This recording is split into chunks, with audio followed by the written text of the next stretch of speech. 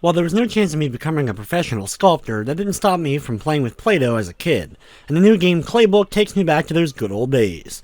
But is Claybook a perfect Play-Doh paradise, or should this one just crumble and fade away?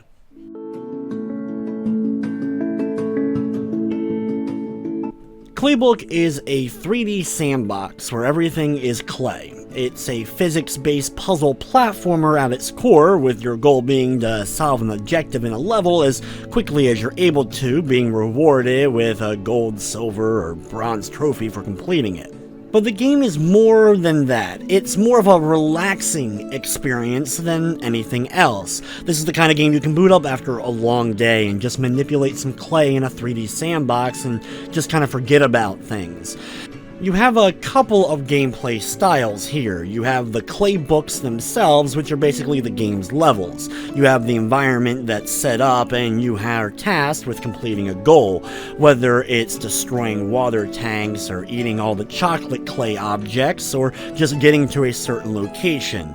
You're controlling the clay itself, this object that you're able to kind of reshape at any time. You can rewind if you make mistakes. The game's very much a forgiving experience and doesn't really want to get you to the point where you end up getting frustrated or completely stuck. Just wants to kind of get your mind going to come up with a new creative way to complete whatever goal it is that you're trying to do, and hopefully next time you replay the level you'll be able to do that goal even quicker.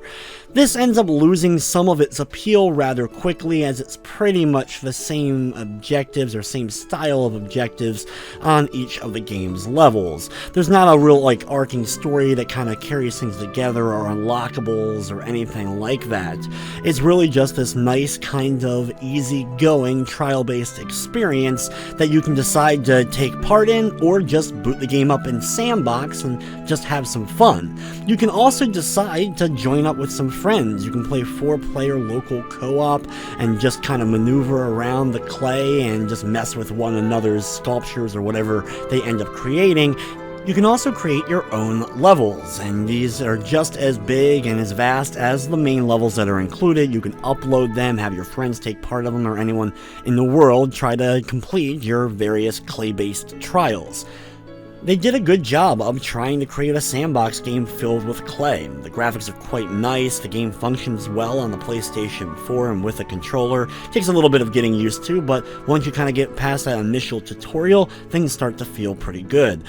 The colorful graphics, even with the creepy kid kind of staring at everything, I enjoyed what I was looking at, as well as just the overall atmosphere was very relaxing. From the technical side of things, there was no crashing or other major glitches. Claybook is available now on the Xbox One, PS4, and PC for $14.99. It does not feature a Platinum Trophy on the PS4.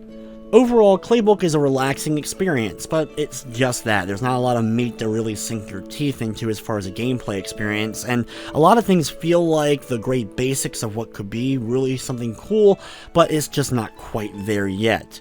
With everything said, I'm going to be giving Claybook on the PS4 a 6 out of 10. That's going to wrap up this review though. I'd like to thank you for watching, and of course, I hope you enjoyed.